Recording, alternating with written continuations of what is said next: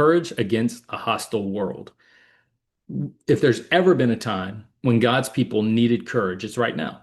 We live in a world that is increasingly hostile towards the truth, towards the word of God. But courage, true biblical courage, it doesn't begin on the battlefield. It doesn't begin when you're in the fight. It begins in your heart. It begins in the heart of a believer who is fully surrendered to God. We can learn a lot about courage by looking at Daniel. You probably heard Daniel's in the lion's den, right? A lot of people have heard that biblical story. But if we look a little sooner, we see in Daniel 1:8, when Daniel, it says he purposed in his heart that he would not defile himself. That's where courage starts. It starts in your heart. It starts with a decision, a quiet, personal, unwavering resolve that says, Lord, I belong to you. No matter what happens, I will obey you. I don't know the outcome, but I'm going to obey you. Daniel didn't know what was going to happen when he refused to eat the king's food, but he trusted God more than he trusted fear, more than he believed that fear.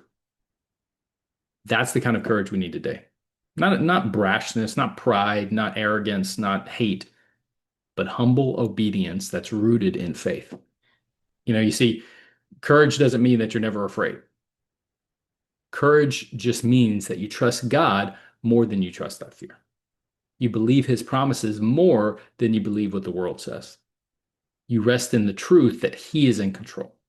No matter how dark things become, God isn't surprised by what's happening. I've said it many times and I'll continue to say it again. Obey God and leave all the consequences to him. He can handle it. Because when you stand up for what's right, especially in today's world, when you stand for Jesus Christ, you may lose something, but you'll never lose God's presence, and that's far more important. You'll never lose his peace. You'll never lose his power in your life. Yeah, you're going to face criticism, probably. You're going to face rejection, pressure to compromise. I mean, shoot, I had to face that since I started these devotions. But if you'll stand firm, God will honor that stand, just like he did with Daniel.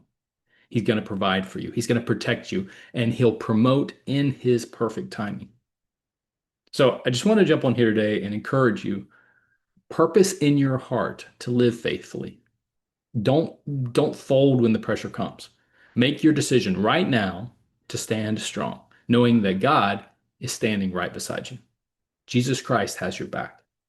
And remember, he's not looking for the strongest. He's not looking for the loudest. He's not looking for the most gifted, the most successful. He's looking for the one that says, Lord, here I am. Use me. And he will. All right. So God bless you. Thanks for watching. And we'll see you back very soon. Take care. Bye.